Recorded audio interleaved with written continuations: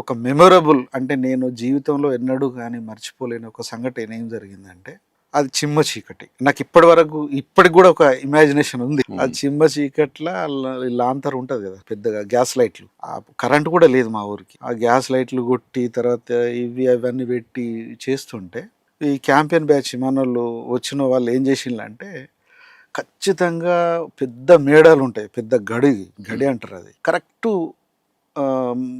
వీళ్ళ ముందు గడి ఉంటుంది, దాని కిందనే ఈ మీటింగ్ జరుగుతుంది. అక్కడ ఏం పాట పాడినంటే గద్దర్ రాసిన పాట ఒకటి ఉంటుంది.